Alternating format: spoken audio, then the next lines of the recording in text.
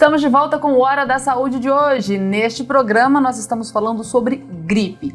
Gripe, como bem disse o Marcelo, é uma doença séria que precisa de atenção e que pode matar.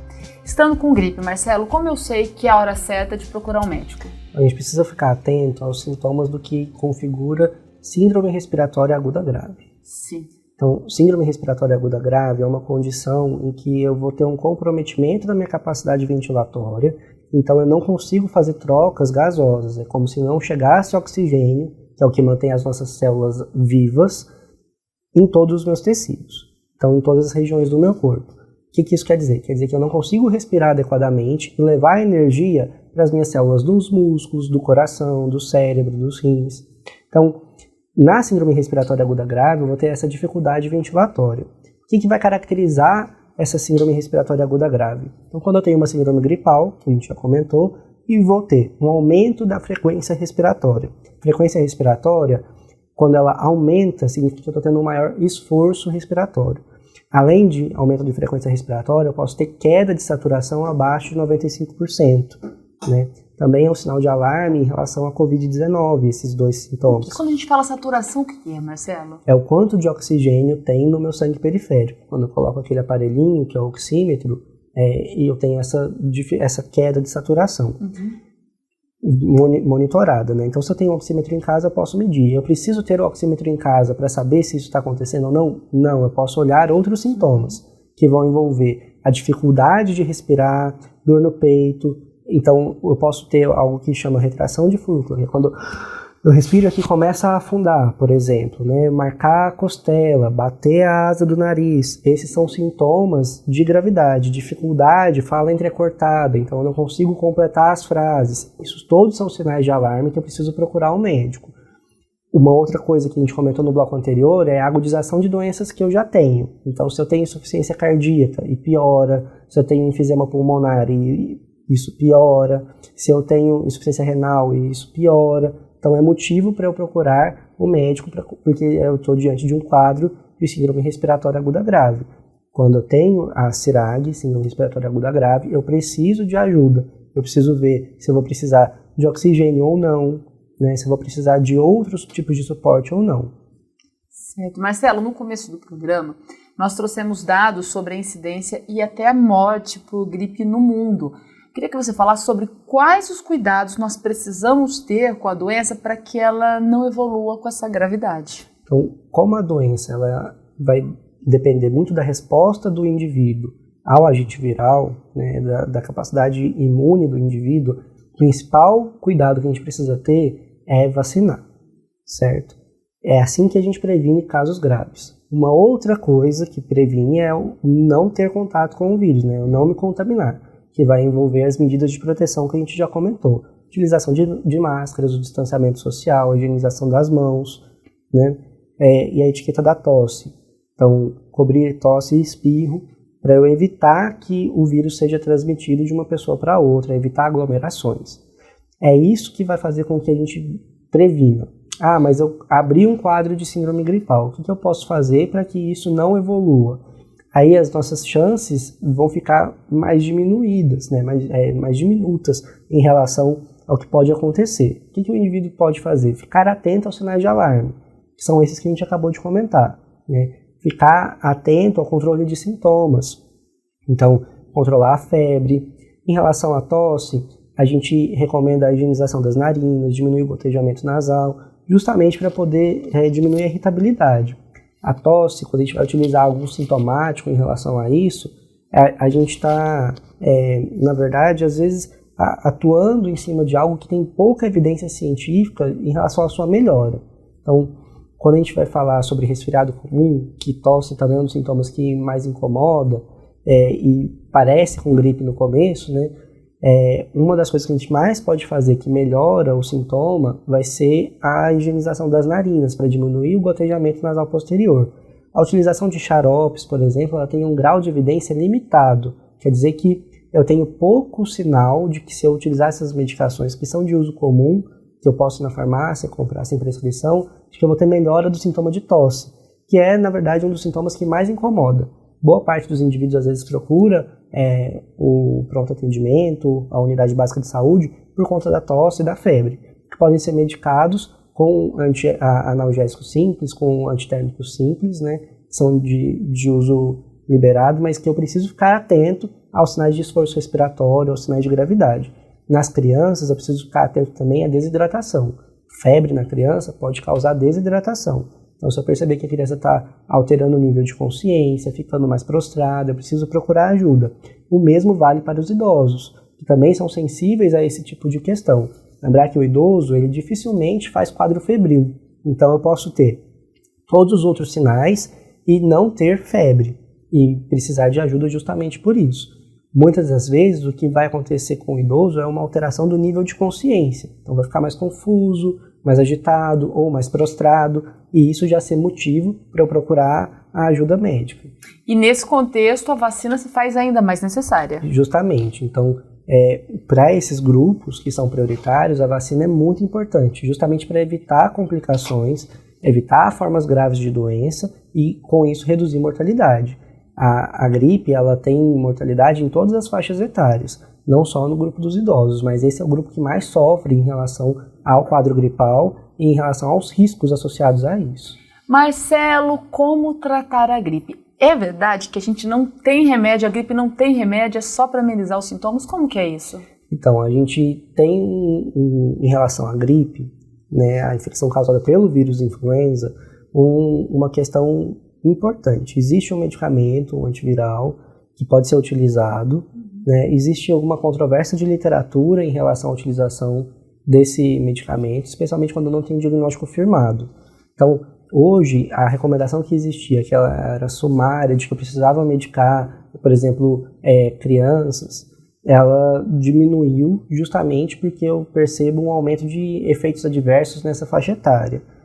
Então, eu preciso conversar individualmente, caso a caso, com o profissional que está me tratando, que está me acompanhando, para ver se eu tenho benefício ou não em relação ao uso da medicação quando eu não tenho diagnóstico molecular realizado. Então, existe a indicação? Existe. Eu tenho tratamento para isso. Para a influenza, influenza tem antiviral com evidência de que funciona. É para todo mundo? Eu preciso ver caso a caso, especialmente se eu tenho diagnóstico ou não, se é alta suspeição ou não. Né? Então, não é toda síndrome gripal que vai ser medicada com um antiviral. Marcelo, é possível amenizar os sintomas sem medicação? É possível amenizar os sintomas sem medicação quando a gente tem quadros que são mais brandos. Sim. Né? Então, se eu não tenho febre importante, se eu não tenho dor no corpo de modo importante, boa parte do que vai causar um incômodo é a obstrução das vias aéreas superiores. Então, a higienização das narinas com soro fisiológico é algo que é importante, que pode ser utilizado e que alivia sintomas.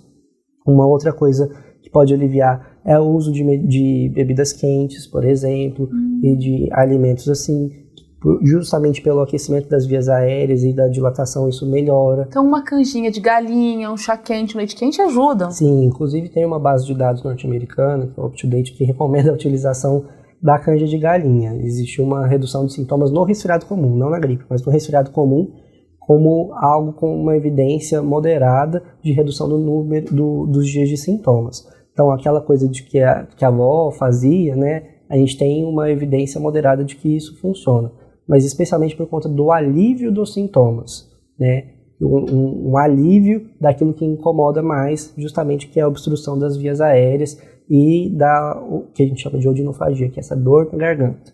Marcelo, quem está com gripe precisa descansar? Quem está com gripe precisa descansar. O repouso é fundamental. O repouso e hidratação são pontos importantes.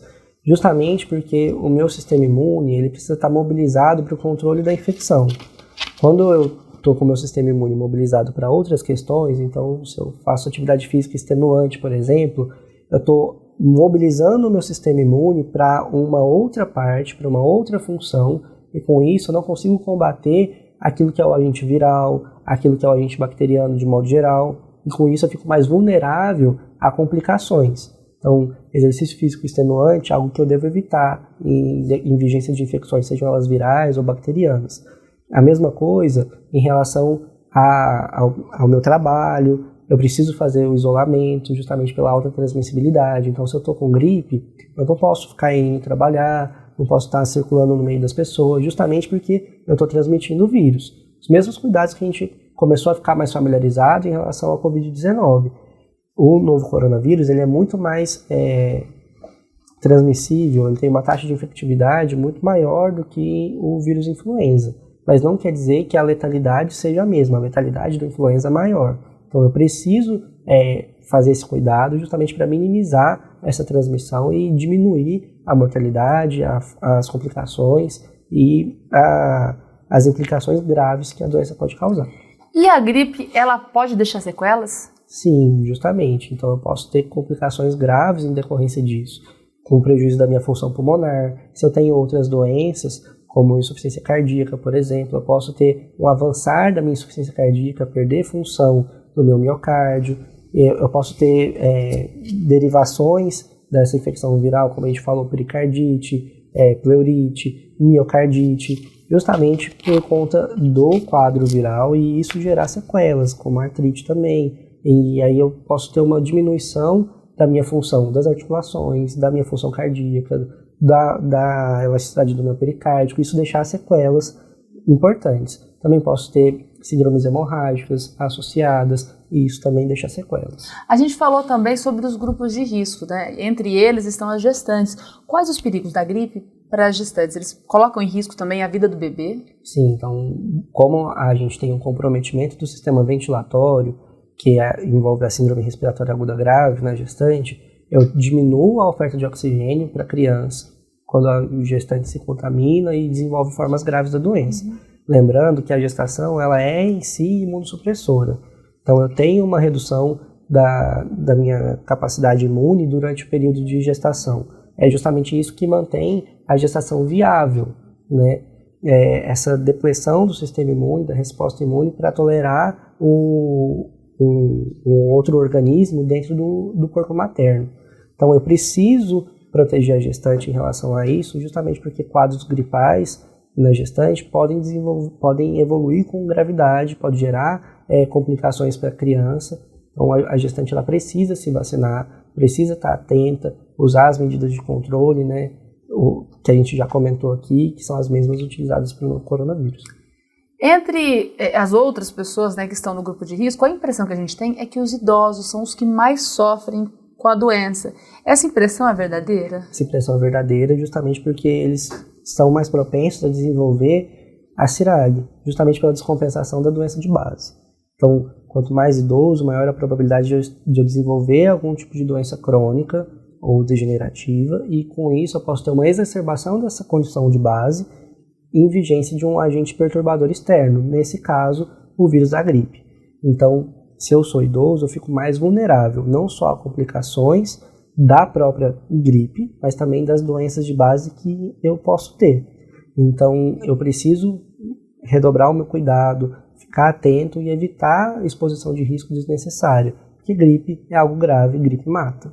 Marcelo, e para finalizar, vamos deixar aquela dica, né, que muitas pessoas sabem, muitas pessoas acho que às vezes esquecem, então é importante reforçar, prevenir a gripe. Quais as medidas de prevenção da gripe? Então, além das medidas comportamentais, de isolamento social, evitar aglomerações, utilizar as máscaras, higienização das mãos, o principal ponto é a vacinação.